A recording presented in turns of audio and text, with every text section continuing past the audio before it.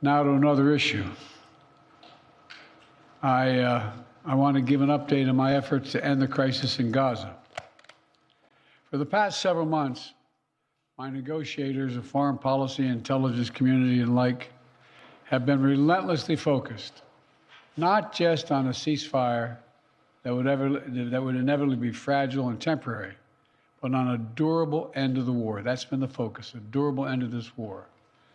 One that brings all the hostages home, ensures Israel's security, creates a better day after in Gaza without Hamas in power, and sets the stage for a political settlement that provides a better future for Israelis and Palestinians alike. Now, after intensive diplomacy carried out by my team, my many conversations with leaders of Israel, Qatar, and Egypt, and other Middle Eastern countries, Israel has offered a comprehensive new proposal. It's a roadmap to an enduring ceasefire and the release of all hostages. This proposal has been transmitted by Qatar to Hamas. Today, I want to lay out its terms for the American citizens and for the world.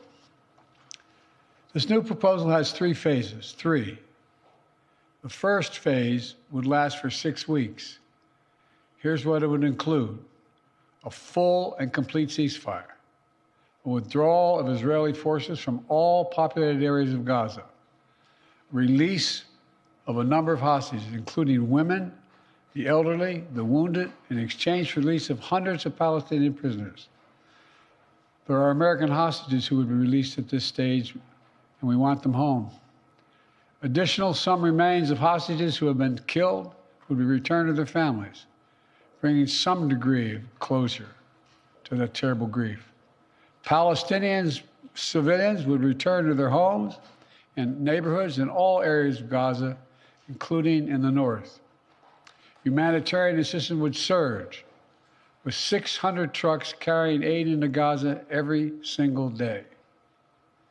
With the ceasefire, that aid could be safely and effectively distributed to all who need it. Hundreds of thousands of temporary shelters, including housing units, would be delivered by the international community. All that and more would begin immediately.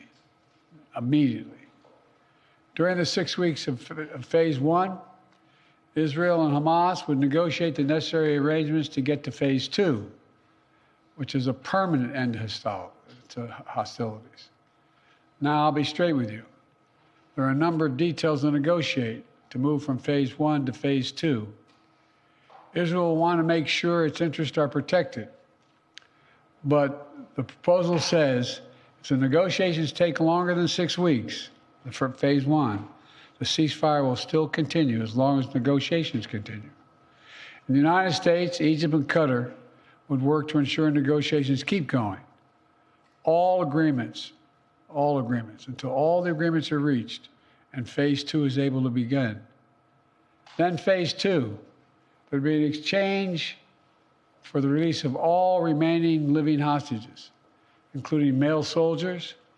Israeli forces would withdraw from Gaza, and as long as Hamas lives up to its commitments, a temporary ceasefire would become, in the words of the Israeli proposal, the cessation of hostilities permanently, end of quote. Cessation of hostilities permanently. Finally, in phase three, a major reconstruction plan for Gaza would commence, and any final remains of hostages who've been killed would be returned to their families. That's the offer that's now on the table, and what we've been asking for. It's what we need. The people of Israel should know they can make this offer without any further risk to their own security because they've devastated Hamas forces over the past 8 months. At this point, Hamas no longer is capable of carrying out another October 7th, which is one of Israel's main objectives in this war, and quite frankly, a righteous one. Thanks for watching. Stay updated about breaking news and top stories on the NBC News app or follow us on social media.